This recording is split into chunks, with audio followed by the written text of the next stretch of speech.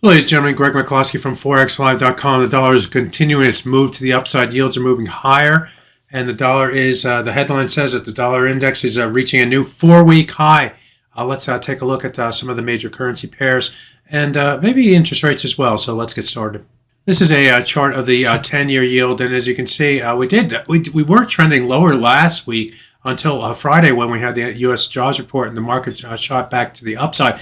The week still ended lower for the 10-year by about 10, 11 basis points. So it wasn't like it was a big reversal on Friday just yet, but we are seeing continued momentum in trading here today, and the 10-year is up another 14 or so basis points and back above the 200-day moving average, looking to test the high price from the 2024 high yield, I should say, which is up here near the, I guess it's a 4.20-ish type area, currently trading at 4.169% for the 10-year yield. And that, in turn, is leading to a move higher in the U.S. dollar. Taking a look at the dollar versus Swiss franc here, this currency pair is moving up and trading to the highest level going back to earlier January.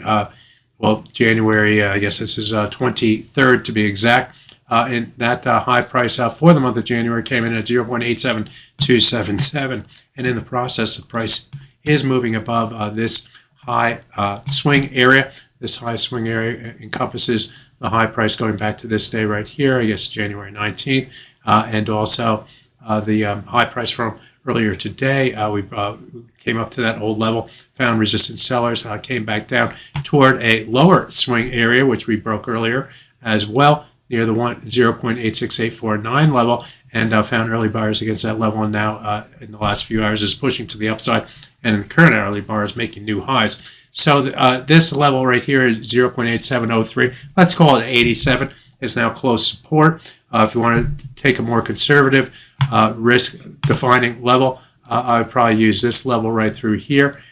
That level comes in at 0.8685. Stay above those levels, and the bias remains more to the upside. On the top side, of course, the next target comes against a high price in the month of January. That's at 0.8727. Break above that level and opens the door for further upside momentum. Taking a look at another currency pair, the dollar versus yen. That currency pair is currently testing. It's actually testing and moving through the high prices from going back to the month of January, the high for 2024, which was surpassed earlier today up at 148.82.